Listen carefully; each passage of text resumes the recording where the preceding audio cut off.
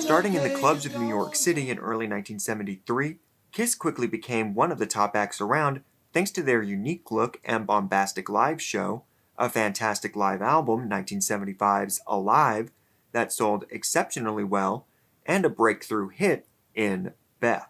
However, Kiss was not content just being a successful rock band. There was a desire, especially from Kiss's management and record label, to expand the band into other areas. This started with merchandise, but the next step was a comic book. Marvel Comics, home of Spider-Man and the X-Men, among many others, approached Kiss with the idea of a Kiss comic, who accepted. In Howard the Duck number 12, Steve Gerber had written us into the storyline, which was amazing. He was a big fan. Part of the beauty always of Marvel has been that the characters behind the heroes, these amazing superheroes, are complex people. If Kiss were to be Marvel heroes, and we have been. You are. Canon.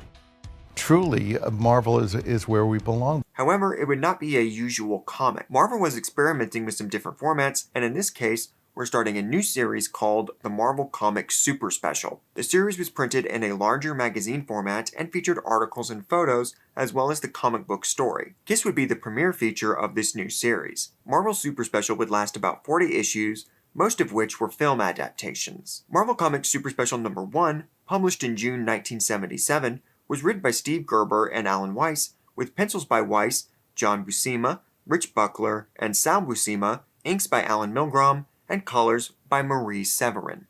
The story is that Gene Simmons, Paul Stanley, Peter Criss, and Ace Frehley are disenchanted New Yorkers who happen to come in possession of a box of talismans that grant them superpowers and the visage of Kiss. This puts them in conflict with Fantastic Four villain Dr. Doom, who wants the power of the talismans. The comic is firmly set in the Marvel Universe, with Doom as the main antagonist, as well as an appearance from Mephisto and cameos from an array of Marvel heroes, including Spider-Man, the Fantastic Four, and Doctor Strange. However, the Kiss camp had another trick up their sleeve. Simmons cannot remember who came up with the idea, but someone suggested that the members of Kiss should put their blood in the red ink. We decided to do a comic book based on Kiss. And some publicity guy got the idea that they would go up to the printing plant where the books were printed, and each of the 4 members of Kiss would take a pin and just prick their finger and get a few drops of blood to come out and drop those blobs of drops of blood into the ink, into the red ink. I said, you guys are out of your mind. He said, no, it's great. It'll get a lot of publicity. Kiss, I'm told, is a big rock group on some level of music, appealing to that portion of the population that finds its collective voice changing and reads comic books. Speaking of which, Kiss is going to have its own comic book soon, featuring the 4 strangely attired and hairy fellows to be printed by Arcata Graphics. Printed in, if you believe everything you're told, in real Kiss blood. To that end, Kiss flew into Buffalo today, yes, with a plane, a Brinks truck bringing a little white box, in which were, you guessed it, 4 vials of real Kiss blood, which were summarily dumped into some printing ink for the old comic book. Isn't that wonderful? The whole thing was a classic public relations stunt, one which may or may not have been in bad taste, depending on yours, one which may or may not sell comic books. It would be nice to think that people won't be sucked in by this type of thing, but then maybe Kiss knows something or reflects something about us that we don't see. They chartered a plane. I went with them like an idiot. We flew up to Buffalo where the press was. And I'll never forget this. The city of Buffalo had been told that we were coming, and there were policemen stopping, 2 limousines were waiting. Policemen were at corners stopping traffic while we went to the printer, and all I could think of was this traffic that was stopped. There's probably some doctor going to save a person's life. There's probably some guy going to his job, which is an important job. These people are being stopped while 5 morons, the 4 of them and me, are going to go and drop some blood in a printing plant.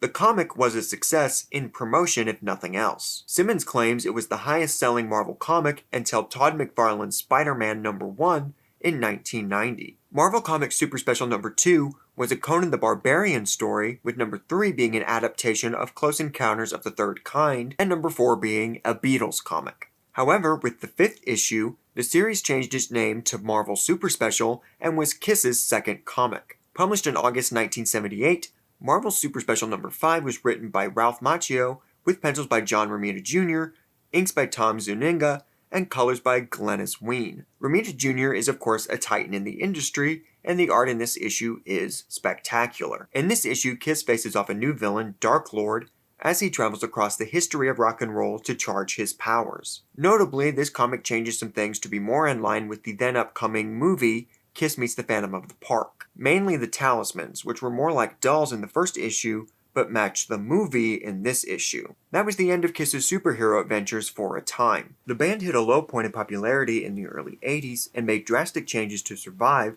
including taking off their signature makeup. There was also a concerted effort to prove that they were not a kiddie band, as the perception had become towards the end of the 70s.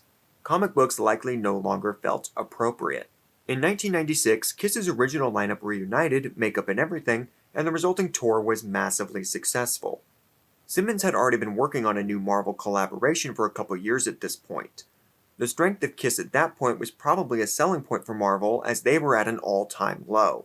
In the late 80s and early 90s, comic book collecting became a lot more mainstream, with plenty of news reports detailing Golden Age comics selling for thousands of dollars. The comic industry catered to this speculator market, with many people buying new comics believing they were an investment. Sales were huge, but they didn't last. The bubble burst in 1993, and the industry barely survived, with Marvel having to declare bankruptcy in 1996, the same year this new Kiss comic was published. As a result, a limited amount of copies were made, and it seems mostly forgotten. Kissnation #1 was written by Stan Lee, based on a story by Simmons, Stan Lee, and Mort Todd, with art by Nate Pallant, Dave Klistek, and Eric Lusk, with art assistance by Pond Scum and John Bly, and colors by Joe Andriani, M. Krager, Ed Lazzari, and Paul Becton. It is an absolutely bizarre comic that starts with a superhero version of Kiss fighting giant monsters, as you'd expect,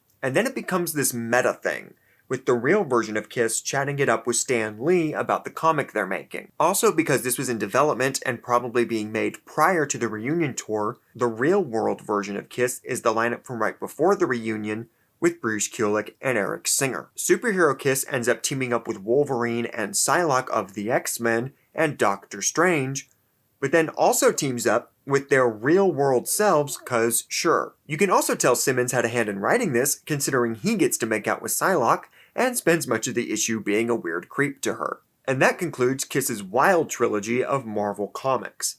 Though they recently collaborated for some fun t-shirts, there have been no more Kiss comics from Marvel.